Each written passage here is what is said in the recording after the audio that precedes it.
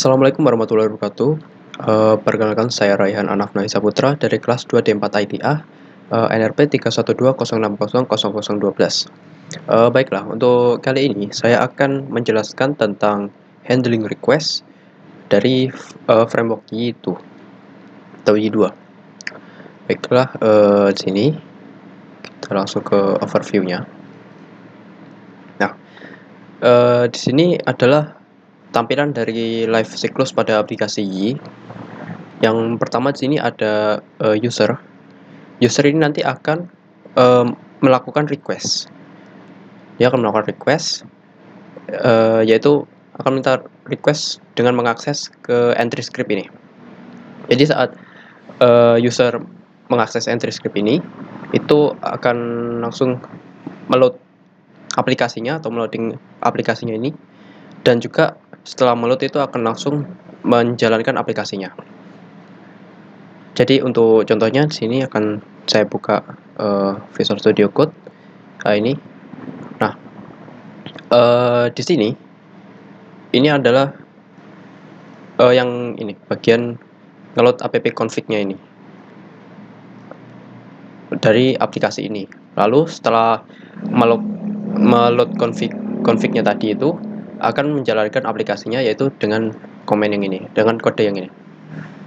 Seperti itu.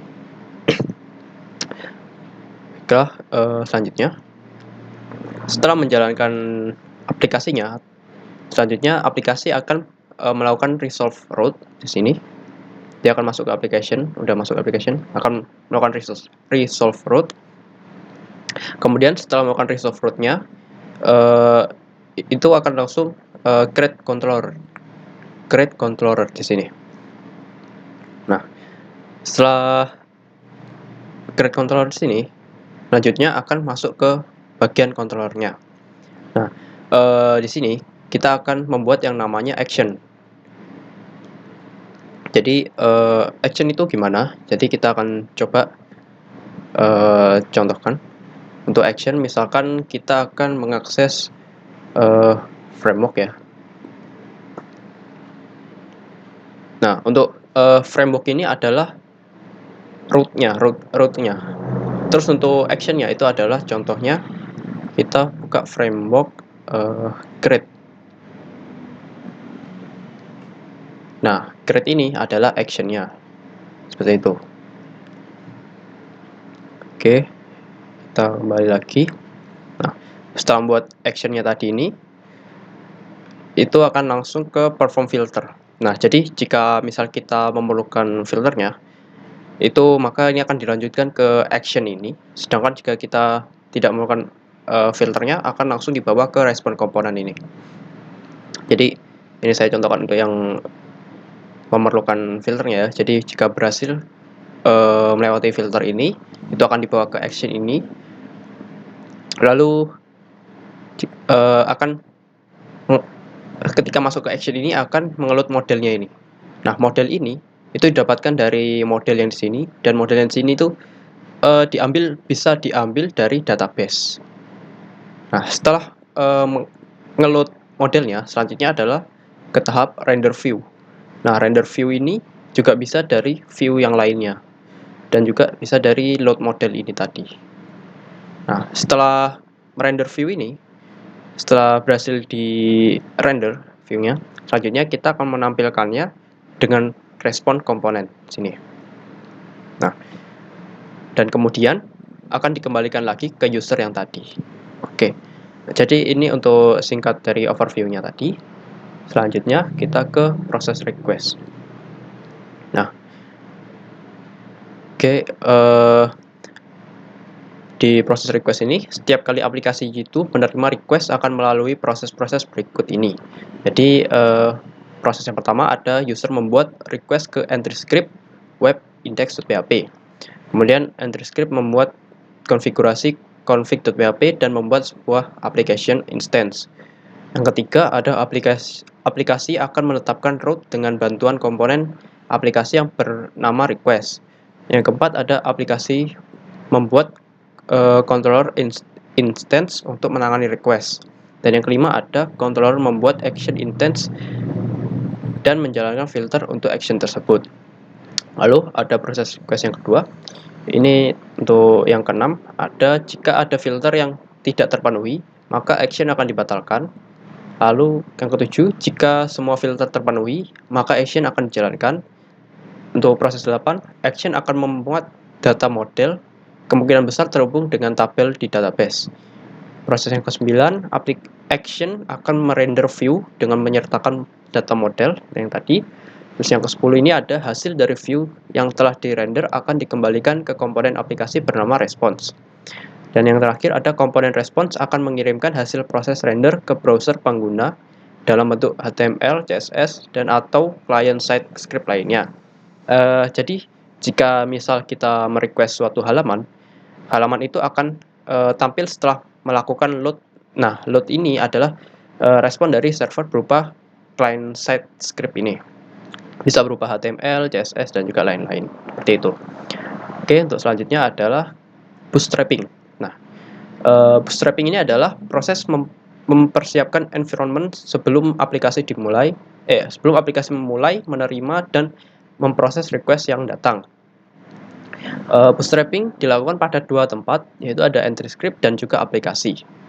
Nah, sini kita bisa lihat, bentar, kita buka ke config web.php. Nah, sini ada bootstrap log nih. Nah, ini adalah komponen bootstrap yang mengeload log. Seperti itu. Jadi terus kita kembali. Pada entry script, dua kelas autoloader untuk library 2 berbeda didaftarkan komposer autoloader melalui autoload.php dan y autoloader melalui file class dari y. Pada konstruktor dari aplikasi, beberapa hal ini akan dikerjakan. Pertama, memanggil y-base application pre-init untuk melakukan konfigurasi properti penting seperti properti basepath. Nah, contohnya itu sini ada basepath ini. Nah, disinilah properti pentingnya untuk menentukan base dari alamat tersebut. Baik, terus kita kembali ke modul. Terus meregister y-base application error handler. Terus menginisialisasi properti dari aplikasi menggunakan file konfigurasi. Terus memanggil y-base application init yang nantinya akan memanggil y-base application bootstrap untuk menjalankan komponen bootstrapping. Lalu ada mengincludekan file extension manifest di vendor usesoft extension.php. Jadi ini ada kita buka di vendor. Terus ada usesoft ini. Terus ada extension.php. Nah, di sini. Sini adalah proses mengincludekan file extension manifestnya. Oke, kita kembali lagi. Terus membuat dan menjalankan komponen aplikasi dan atau modul-modul yang dideklarasikan pada properti bootstrap dari aplikasi. Lalu, karena bootstrapping dilakukan sebelum menangani request, pastikan hanya komponen yang penting saja yang dimasukkan dalam proses bootstrapping ini. Contoh, pada mode production, Anda mungkin perlu mengenablekan apt cache pada proses bootstrapping. Nah, apt cache ini untuk meringankan user pada load kedua atau bahkan ketiga kalinya setelah load yang pertama. Jadi setelah user mengeload pertama aplikasi, di situ akan disimpan data-data atau semacam cache. Nah, cache ini akan disimpan pada browser untuk mempermudah dan mempercepat user dalam mengeload atau mengakses aplikasi tersebut. Seperti itu. Selanjutnya kita ke routing. Nah, ketika metode y-web application run dipanggil oleh entry script, hal pertama yang akan dilakukan adalah meresolve request yang datang kemudian menjalankan controller action untuk menangani request tersebut. Proses ini disebut dengan routing. Nah, proses resolve ditangani oleh metode y-web request resolve yang akan menghasilkan, sini ada 3, yaitu ada route valid, ada route tidak valid, dan juga ada route tidak ada root. Nah, root valid ini controller action yang sesuai dipanggil. Terus sedangkan root tidak valid ini dimunculkan y web not found http exception, dan jika tidak ada root, controller action pada properti default root akan dipanggil. Jadi akan saya contohkan untuk yang root validnya terlebih dahulu. Misal kita akan akses, nah di sini misal index. Nah, index ini adalah root validnya. Terus misal kita coba akses juga yang create. Nah, create ini adalah juga root validnya seperti itu. Terus misal kita nyoba yang root tidak valid ya. Misalkan kita ganti create ini menjadi asal, tulis asal. Nah, ini akan menampilkan tampilan not found seperti ini. Jadi dia akan memunculkan y web not found http exception ini, yang hasilnya nanti akan seperti ini. Kemudian yang ketiga ada tidak ada root. Itu contohnya seperti misal kita tidak memanggil apa-apa. Nah, di sini dia akan memanggil default root-nya. Ini adalah tampilan default root-nya seperti itu. Oke. Selanjutnya, catch all root adalah kondisi spesial di mana semua request akan diarahkan ke sebuah controller action. Misal aplikasi sedang dalam fase maintenance. Hal ini dapat dilakukan dengan mengisi properti catch all di file konfigurasi web.php dengan controller action yang dikehendaki. Oke, selanjutnya kita ke request. Nah, request ini direpresentasikan dalam bentuk objek key web request yang di dalamnya terdapat informasi seperti parameter dari request, HTTP headers, cookies, dan lain-lain. Parameter dari request bisa didapatkan dengan memanggil metode ywebRequest.2get atau ywebRequest.2post yang akan mengembalikan nilai $get dan atau $post dengan contoh seperti ini. Misal ada $get ini, dia akan sama dengan y.2app_request_get. Terus untuk misal $id itu sama dengan y.2app_request_get id, sini ditambahi id. Kalau untuk $post sama dengan y.2app_request_post, ini getnya diganti dengan post. Lalu untuk yang name sama dengan y.2app_request_post, ini dimasukkan name seperti itu. Lalu selanjutnya Anda dapat melihat metode HTTP yang digunakan oleh sebuah request melalui fungsi-fungsi seperti berikut ini.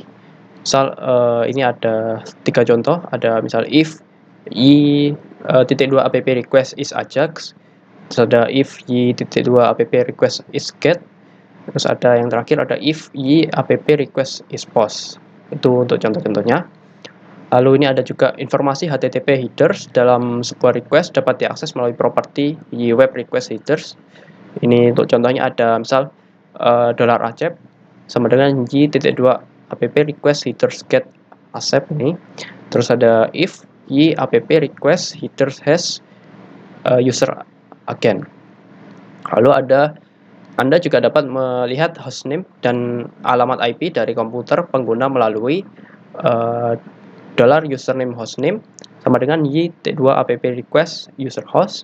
Lalu ada user IP sama dengan y.app_request_user_IP.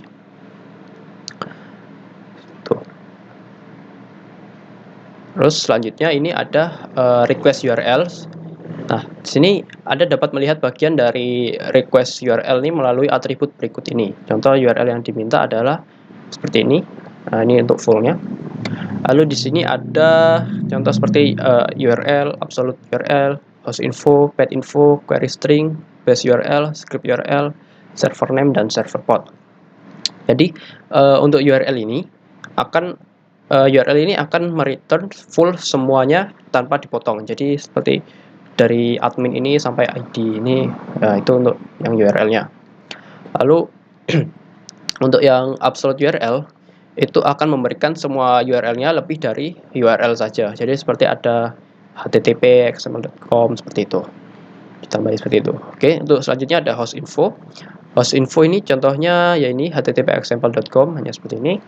Lalu ada pet info. Pet info ini seperti controllernya. Lalu ada query string. Query string itu ya ini contoh mereturn ID sama dengan 100. Terus untuk base URL ini akan mereturn admin. Untuk script URL akan mereturn admin dengan index.php seperti ini.